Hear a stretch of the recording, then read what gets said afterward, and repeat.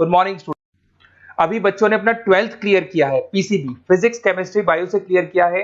Now they are planning to do MBBS का plan कर रहे हैं। नीट का एग्जाम उन्होंने दिया है, तो मैं थोड़ा सा डिस्कस करने वाला हूं। बहुत सारी यूनिवर्सिटीज मिलेंगी आपको, इंडिया में भी है और आउट ऑफ इंडिया भी है, बट कुछ ऐसे स्टूडेंट्स होंगे जो मिडिल क्लास फैमिली से हैं, और इंडिया में बहुत सारी ऐसी यूनिवर्सिटीज हैं जिनका बजट बहुत हाई है और वो चाहते हैं कि हमको कम बजट में पूरा एमबीबीएस कंप्लीट करना है, लीगल, सब कुछ लीगल, सारे एफिलिएशन सारे अप्रूवल के साथ करने हैं। तो अपन इसको डिटेल में डिस्कस करेंगे। तो today will discuss MBBS from Kyrgyzstan. तो सारा डिस्कस करने वाले, क्या क्या डिस्कस करेंगे? अफोर्डेबल ट्यूशन फीस कितना पड़ेगा, नेशनल मेडिकल कमीशन से अप्रूव्ड यूनिवर्सिटीज कौन कौन सी है किर्गिस्तान में, वो डिस्कस करेंगे। कोई डोनेशन नहीं देना है, अगर कोई आपसे 1 रुपया डोनेशन मांग रहा है तो वो नहीं देना है। कोई कैप्शन फीस नहीं देना है आपको।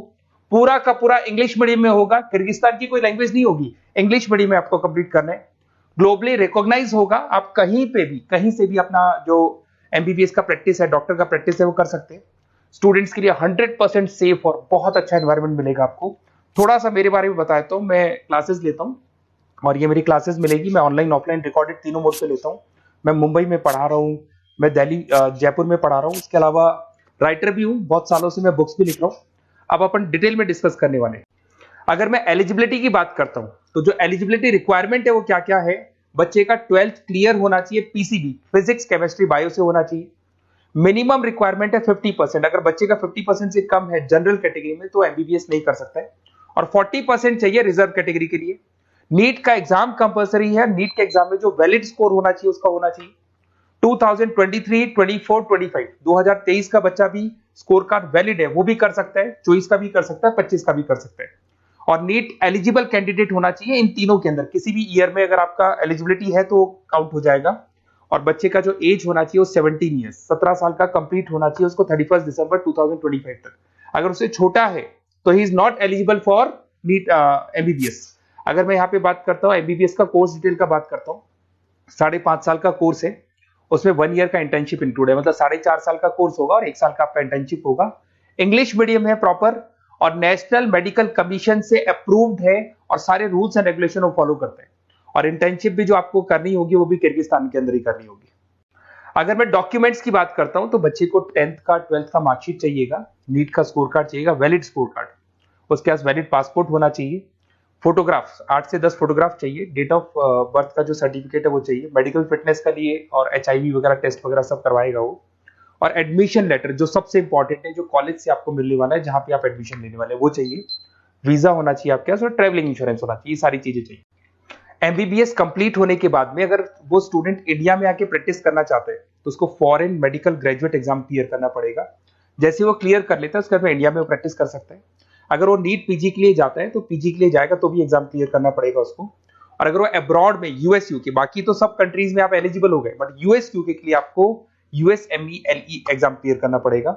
और आप कहीं भी पूरे वर्ल्ड में आप जॉब कर सकते हो, किर्गिस्तान और किर्गिस्तान के अलावा किसी भी कंट्री में आप जॉब कर सकते हो। एमबीबीएस को लेके एक टॉप यूनिवर्सिटी है, that is royal metropolitan university, Bishkek में है, that is capital of Kyrgyzstan. यहाँ पे आपको 80 to 90% इंडियन स्टूडेंट्स मिलेंगे, और बहुत कम बजट में, और पूरी टॉप यूनिवर्सिटीज में काउंट होती है। एडमिशन प्रोसेस थोड़ा टफ पड़ता है इसका।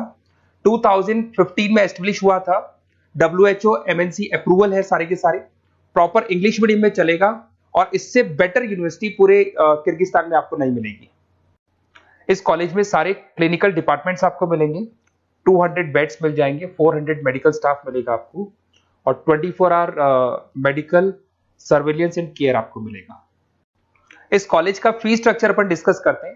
$3,500 फर्स्ट ईयर में लगेगा, 1000 आपका एडमिशन फीस है, 800 आपका प्रोसेसिंग फीस है, 2000 आपका हॉस्टल मेस का लगेगा। टोटल मिला के अगर इंडियन करेंसी में देखें तो 6 लाख के आसपास आपका फर्स्ट ईयर का पड़ने वाला है।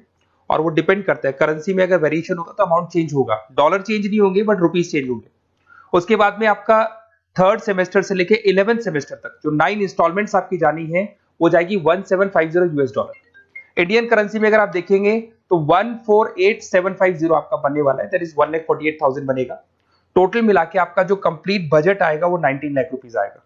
तो 19,59,000 राउंड फिगर में 20 लाख के आसपास मान लू, तो पूरा का पूरा कंप्लीट आपका एमबीबीएस 20 लाख में हो जाएगा। ये जो प्रोसेसिंग फीस $800 आपको $800 दिया जा रहा है, इसके अंदर आपका इमिग्रेशन लेटर हो गया, रेक्टर ऑर्डर हो गया, एडमिशन लेटर हो गया, ट्रेवलिंग इंश्योरेंस हो गया, मेडिकल इंश्योरेंस हो गया, डीओसी हो गया, आपका वीजा प्रोसेस हो गया, एयर टिकट हो गया, एयर पिकअप हो गया, आपका हॉस्टल लेटर हो गया, फॉरेक्स कार्ड हो गया, इमिग्रेशन डॉक्यूमेंट हो गया, और वन साइड का आपका जो एयर फेयर है वो भी इसमें इंक्लूड रहेगा। अगर मैं कॉलेज टूर की बात करूं तो यहाँ पे सारे आपको इंडियन स्टूडेंट्स मिलने वाले हैं, 80% इंडियंस मिलेंगे आपको यहाँ पे। देखिए आपको यहाँ पे हॉस्टल दिखाई दे रहा होगा, मेस में भी आपको इंडियंस मिलेंगे यहाँ पे, और कॉन्वोकेशन आपको दिखाई दे रहा होगा एट द टाइम जब डिग्री मिलता है, तो वो सारी चीजें मिलेंगी। और अगर आपको कुछ भी डाउट है तो आप इस नंबर पे व्हाट्सअप करें, मैं आपसे डिटेल में डिस्कस करूंगा। और साथ के साथ मैं आपको सारे वीडियोस जो भी वहाँ स्टूडेंट्स पढ़ रहे हैं उनके वीडियोस बनाए हुए हैं, वो वीडियोस मैं आपको शेयर कर रहा हूँ, तो वो आगे वीडियो में कंटिन्यू हो जाएंगे।